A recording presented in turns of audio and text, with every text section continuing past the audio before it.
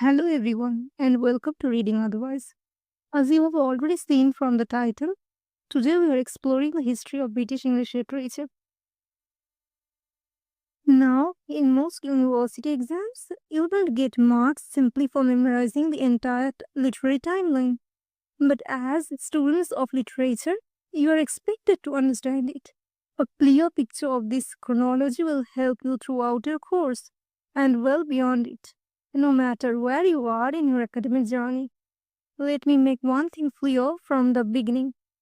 Today our focus is British English literature, or more precisely, the history of British English literature. I emphasize British because the term English literature is now often used as an umbrella term. It includes rich literary traditions such as American, Indian, Caribbean, African, Canadian, and Australian literature. But before we can understand how these traditions developed, we need to understand the literary tradition from which they emerged. A solid understanding of this history is essential if you want to analyze literary texts rather than simply memorize them. By the end of this lecture, you should be able to distinguish, for example, a romantic poem from a Victorian one, not just by its date, but by its themes, style, and literary concerns. We'll do that by following the literary timeline, examining the defining features of each period, and looking at the major authors and texts that shaped them. Let us begin our chronological journey with the Old English period, also known as the Anglo-Saxon period, which spans roughly from 450 to 1066 AD. The literature of this period reflects an interesting combination of two traditions. It mainly consists of heroic poetry rooted in pagan culture, but much of it was later preserved and adopted by Christian monks. These poems belong to an oral tradition. They were recited or sung in the halls of nobles by professional poets known as scopes or sometimes gleemen.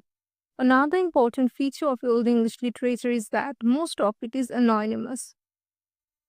We simply do not know who wrote many of these works.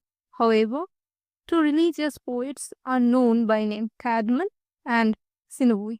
For your examinations, remember one distinctive fact about Sinoui. He signed his poems by weaving his name into the text using real letters.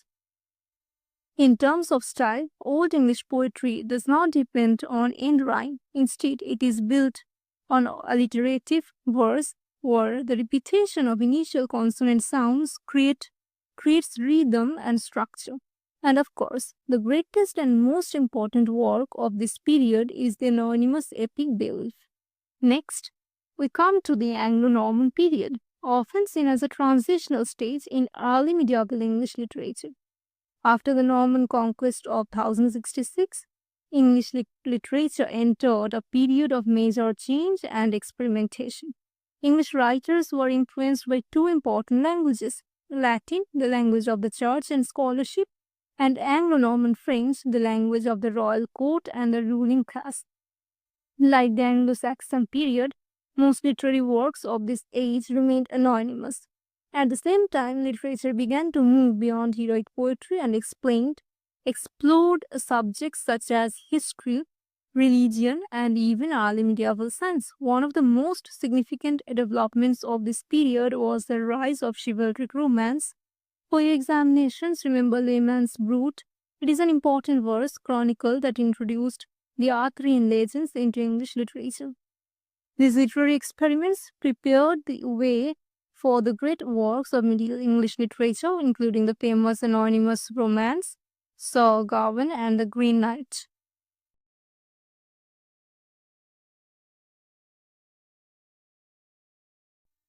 Let's now move into the late 14th century, the age of Chaucer, roughly from 350 to 1400. This was a period of major social change and linguistic development. Most students simply memorize Geoffrey Chaucer as the father of English poetry. But as students of literature, we should ask a more important question. Why Chaucer? What made his English so influential? Chaucer did more than write remarkable poetry. His use of the London East Midlands dialect, together with his poetic innovations and careful choice of language, helped give Middle English greater literary prestige. At a time when English existed in many regional dialects, Chaucer's works contributed significantly to the gradual standardization of the language. This was also a period of great social and political change. Three major events shaped English society: the Black Death, which dramatically reduced the population and weakened the feudal system; the Peasants' Revolt of 1381, driven by labor shortages, heavy taxation, and growing social unrest; the Hundred Years' War, which strengthened a sense of English national identity and reduced the cultural influence of France. Together, these developments contributed to the rise of the middle class, the very social group Chaucer observed so closely in the Canterbury Tales. Alongside Chaucer, we should also remember his important contemporaries. William Langland, in Fire's Plowman, offered a powerful critique of social injustice. John Gower, through Confessio Amentis, emphasized moral and ethical concerns. And the anonymous Pearl poet explored sophisticated theological ideas alongside the ideals of chivalry in works such as Sir Gawain and the Green Knight and Pearl. After Chaucer's death, we enter another important transitional period known as the Age of Revival, which spans roughly from 1400 to 1550. Many literary histories describe the 15th century as a barren age because relatively few major literary works were produced in English. However, this description can be misleading. Although the period produced fewer literary masterpieces, it laid much of the intellectual groundwork for the English Renaissance. This was an age of renewed interest in the classical learning of Greece and Rome, inspired by the ideas of humanism. One development changed English literary history more than any other. William Caxton introduced the printing press to England in 1476. Printing made books far more accessible, encouraged greater consistency in spelling, and gradually shifted English literature from a manuscript culture to a print culture. The period also prepared the way for Renaissance poetry. Sir Thomas Wade introduced the Italian or Petrarchan sonnet into English literature, bringing with it new poetic forms and themes of courtly love. Henry Howard, Earl of Surrey, further developed the English sonnet and is generally credited with introducing blank verse into English poetry through his translation of Virgil's Aeneid. In prose, Sir Thomas More's Utopia used the imaginary society of an ideal island to criticize the political, social, and economic problems of Tudor England. In drama, this was the age of the morality plays. Allegorical plays such as Every Man gradually moved theatrical performance beyond the church and helped bridge the gap between medieval religious drama and the professional theatre of the Renaissance. We now come to one of the most influential periods in British literary history, the Renaissance, which spans roughly from 1550 to 1660. To understand this period properly, we shouldn't think of it as a single uniform age. Over these 100 years, English literature changed considerably, from the optimism of early humanism to the political and religious conflicts that eventually led to the English Civil War. For convenience, we usually divide the English Renaissance into four major phases. Number 1, the Tudor or Early Renaissance, 1550 to 1558. The English Renaissance developed under the Tudor dynasty. During this period, Christian humanism gained influence in English universities. It encouraged a renewed interest in classical learning while emphasizing moral responsibility and the value of human reason. Writers such as Sir Thomas More used humanist ideas to question social and political institutions. At the same time, poets like Sir Thomas Wade adapted Italian poetic forms to English, helping shape the future of English poetry. The Elizabethan Age is second, 1558 to 1603, named after the reign of Queen Elizabeth I. This period is often called the golden age of English literature. Political stability, overseas expansion, and growing national confidence created an ideal environment for literature and the arts to flourish. This was the great age of English drama and the sonnet. University wits, including Christopher Marlowe, Thomas Kidd, and Robert Greene, raised English drama to a new artistic level through their use of blank verse and more ambitious dramatic structures. William Shakespeare transformed both drama and poetry, setting new standards for characterization, language, and dramatic technique. Edmund Spenser, in The Faerie Queene, combined the classical epic with Protestant allegory to create a distinctly English national epic. Third, the Jacobean Age, 1603 to 1625. With the accession of King James I, the mode of English literature changed noticeably. Much of the confidence and optimism of the Elizabethan age gave way to a darker and more questioning outlook. Why did this happen? Political uncertainty, religious conflict, and growing corruption at court all found their way into literature. In drama, we find Shakespeare's later tragedies and tragicomedies, the dark revenge tragedies of John Webster, particularly the Duchess of Malfi, and the satirical comedies of Ben Jonson. The period also saw the rise of the metaphysical poets, led by John Donne. The poetry moved away from the smooth elegance of Elizabethan verse and embraced surprising comparisons, intellectual argument, and philosophical reflection. Fourth, the Caroline period and the Commonwealth, 1625 to 1660. Our final phase covers the reign of Charles I and the years of the Commonwealth under Oliver Cromwell. England was deeply divided by political and religious conflict, culminating in the English Civil War. Naturally, literature reflected these divisions. On the royalist side were the Cavalier poets, including Robert Herrick and Richard Lovelace, who celebrated loyalty, beauty, friendship, and ideals of courtly life. Many of their poems also reflect the spirit of Carpe Diem. On the other side stood John Milton, whose poetry and political writings expressed the religious and republican ideals of the Commonwealth. One final event is worth remembering. In 1642, the Puritan government ordered the closure of the public theatres. The decision brought the great age of Renaissance drama to an end until the theatres reopened with the Restoration in 1660. The Restoration period begins in 1660 when Charles II was restored to the English throne, bringing the Puritan Commonwealth to an end. A few decades later, the Glorious Revolution of 1688 firmly established constitutional monarchy in England. During his years in exile, Charles II had lived at the French court.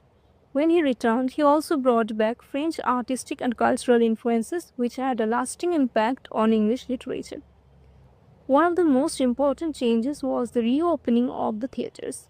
Drama flourished once again through Restoration comedy or the comedy of manners. Women were also allowed to perform on the English stage for the first time, and writers such as Aphra Behn became some of the earliest professional women authors in English literature. The period also embraced neoclassicism. After years of political conflict, writers looked once again to the order, balance, and restraint of classical Greek and Roman literature. John Dryden became the dominant literary figure of the age, especially through his mastery of satire and the heroic couplet. At the same time, John Bunyan, in The Pilgrim's Progress, represented the continuing voice of the religious dissent, while Samuel Pepys, through his famous diary, left us one of the most valuable records of Restoration England, the Augustan Age or the Age of Pope. We now come to the Augustan Age, a name chosen by writers who compared their own period with the golden age of Rome under Emperor Augustus. This was an age that valued wit, balance, and polished expression. Alexander Pope became its greatest poet. In works such as The Rape of the Lock, he used the mock epic and the heroic couplet to expose the vanity and pretensions of fashionable 18th century society. The period also witnessed the rapid growth of journalism and the periodical essay. Joseph Addison and Richard Steele, through the Spectator, shaped public taste and encouraged polite conversation, while Jonathan Swift used satire in Gulliver's Travels to criticize politics, human pride, and social institutions. Third, the age of Johnson. By the middle of the 18th century, neoclassical ideals had reached their height in what we call the age of Johnson. One of the defining achievements of the period was Dr. Samuel Johnson's Dictionary of the English Language, published in 1755. It was one of the earliest major attempts to standardize English vocabulary and spelling. The period also produced remarkable works of biography and history. James Boswell's Life of Samuel Johnson remains one of the finest biographies in English, while Edward Gibbon's The History of the Decline and Fall of the Roman Empire established a new standard for historical writing. Fourth, the reaction or the resistance, the age of sensibility and anti-sentimental comedy. However, the later 18th century was not shaped by reason alone. A growing reaction began to challenge the strict rationalism of neoclassicism. The age of sensibility, often described as pre-romanticism, placed greater value on emotion, sympathy, imagination, and individual feeling. Writers such as Lawrence Sterne, Henry Mackenzie, and Oliver Goldsmith popularized the sentimental novel, preparing the way for the Romantic movement. At the same time, the theatre also reacted against excessive sentimentality. Playwrights such as Richard Brinsley Sheridan and Oliver Goldsmith revived the lively tradition of laughing comedy, bringing wit, humor, and social satire back to the English stage. We now arrive at one of the most influential turning points in English literary history, the Romantic period, which spans roughly from 1798 to 1837. The publication of lyrical ballads in 1798 is usually taken as the beginning of Romanticism. Influenced by the ideals of the French Revolution and reacting against both the rationalism of neoclassicism and the social changes brought about by the Industrial Revolution, Romantic writers redefined what poetry could be. To understand the movement more clearly, it is useful to divide it into two generations. The first generation. The first generation of Romantic poets, led by William Wordsworth and Samuel Taylor Coleridge, called for a renewed faith in nature, imagination, and individual experience. They challenged the neoclassical preference for reason, order, and urban sophistication, arguing instead that genuine poetry should grow out of emotion and ordinary human life. In 1798, they published Lyrical Ballads, a work that transformed English poetry. In the famous preface to Lyrical Ballads, often described as the manifesto of English Romanticism, Wordsworth defined poetry as, quote unquote, the spontaneous overflow of powerful feelings collected in tranquility. He also argued that poetry should be written in the real language of men, bringing poetry closer to everyday experience. The second generation. The second generation of Romantic poets developed the movement in a different direction. By this time, Wordsworth and Coleridge had become more politically conservative and increasingly disillusioned with the French Revolution. Younger poets such as Percy Bysshe Shelley, John Keats, and Lord Byron placed greater emphasis on political freedom, individual passion, and artistic independence. Shelley became the great revolutionary voice of Romanticism, calling for liberty and social change in poems such as Ode to the West Wind and The Mask of Anarchy. Keats turned his attention to beauty, art, and mortality, exploring the relationship between temporary human life and enduring artistic beauty in his great odes. Byron created the famous Byronic hero, a proud, rebellious, and emotionally complex figure who challenged social conventions and authority. While Romantic poetry was transforming English literature, prose was also developing. in important ways. Jane Austen offered a different perspective on the age. Rather than celebrating nature or individual emotion, she focused on everyday domestic life using irony and free indirect discourse to examine class, marriage, and the limited choices available to women in Regency England. At the same time, Charles Lamb, in his essays of Elia, gave the familiar essay a deeply personal voice, combining nostalgia, humor, and careful observation of everyday life. The next period is a period of rapid industrial growth, imperial expansion, and growing social and intellectual uncertainty. The Victorian period, followed by the Edwardian period. To understand this era, we'll look at its fiction, poetry, later literary movements, and finally the transition into modernism. First, the Victorian novel and social realism. During the Victorian period, the novel became the dominant literary form. Writers moved away from the rural settings of earlier literature and turned their attention to industrial cities, factories, and the lives of the growing middle and working classes. Charles Dickens became the great chronicler of Victorian England. Through his serialized novels, he exposed child labor, poverty, and the failures of social institutions during the Industrial Revolution. The Bronte sisters, Charlotte, Emily, and Anne, combined social realism with psychological depth and Gothic elements, exploring passion, isolation, and the position of women in Victorian society. Later, George Eliot, the pen name of Mary Ann Evans, treated the novel as a serious study of morality, psychology, and human choice, giving Victorian fiction remarkable intellectual depth. Second, the Victorian poetry and cultural anxiety.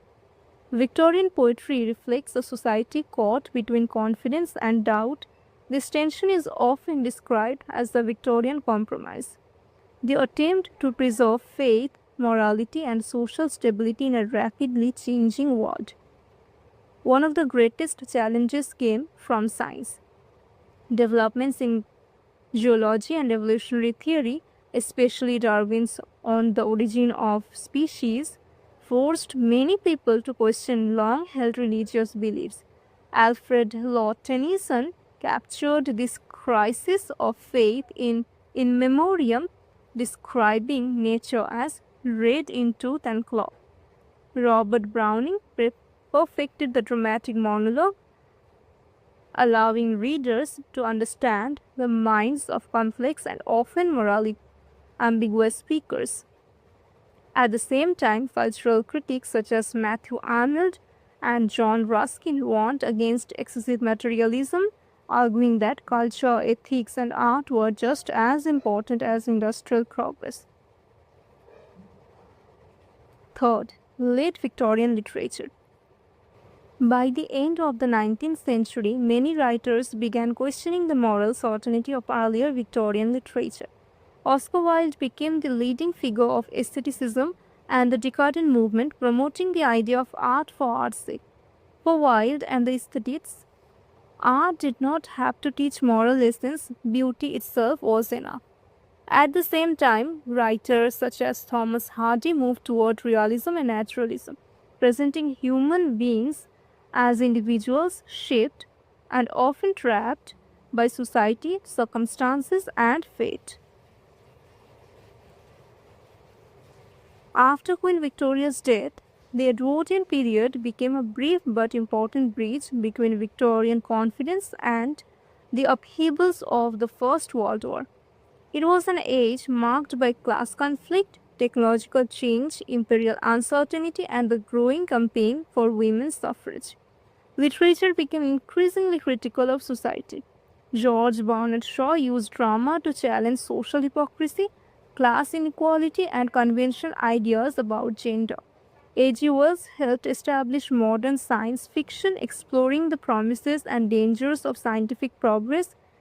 E.M. Forster examined class divisions and the effects of British imperialism in novels such as Howard's End.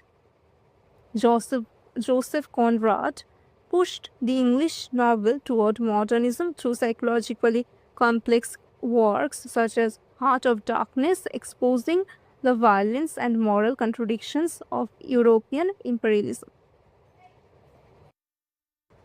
Finally, we arrive at the 20th and 21st centuries, a time when wars, technology, and rapid social change transformed both the world and its literature.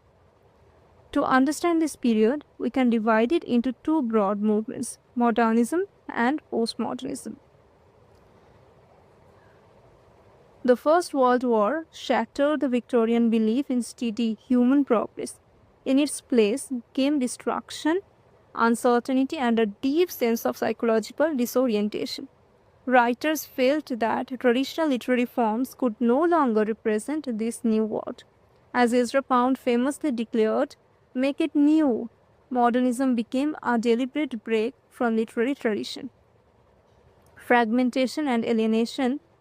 Instead of clear linear plots and all-knowing narrators, modernist writers presented a fragmented world through shifting timelines, multiple viewpoints, and rich literary allusions. T.S. Eliot's The Waste Land became one of the defining poems of the movement, reflecting the cultural and spiritual crisis of the modern age. Stream of consciousness. Influenced by Sigmund Freud's ideas about the unconscious mind, novelists turned inward. Virginia Woolf in Mrs. Dalloway and James Joyce in Ulysses experimented with stream of consciousness to capture the continuous flow of human thought, human desire, and modern life. Writers such as D.H. Lawrence challenged Victorian ideas about morality and explored sexuality, human instinct, and the effects of industrial society on individual life. After the Second World War, and especially after the Holocaust and the use of the atomic bomb, literature changed once again. While modernist writers searched for meaning in a fractured world, postmodern writers often questioned whether any single meaning or absolute truth could exist at all. Skepticism. Postmodernism challenges grand narratives, fixed truths, and universal explanations. It encourages readers to question certainty itself. Metafiction and unreliable narrators. Many postmodern novels constantly remind us that they are works of fiction. Authors play with narration, self-reference, and stories within stories, as we see in John Fowles' The French Lieutenant's Woman. Pastiche, parody, and intertextuality. Instead of creating entirely new forms, postmodern writers freely borrow from earlier texts, genres, history, and popular culture, often combining them in unexpected ways. Breaking boundaries. Postmodernism also challenges the old distinction between high and popular culture, treating both as equally valuable sources for literature. Large experimental narratives. Writers such as Kurt Vonnegut, Thomas Pynchon, and Salman Rushdie produced ambitious novels that blend history, satire, myth, fantasy, and politics to explore the complexity of the modern world. Before we finish, let me leave you with one piece of advice. If you haven't already, pick up a standard history of English literature, whether it's Edward Albert, David Dacius, or the Oxford History of English Literature. This video is not meant to replace those books. Think of it as a map that helps you see the larger picture before you begin reading for yourself. Always remember, the best way to understand literature is to read literature. No summary, lecture, or YouTube video can replace the experience of reading the primary texts yourself. That is where your own critical understanding begins. Read the texts, question accepted ideas, build your own interpretations, and whenever you need a clear historical framework or deeper critical discussion, you'll know where to find me. Until next time, stay curious, stay critical, and keep reading otherwise.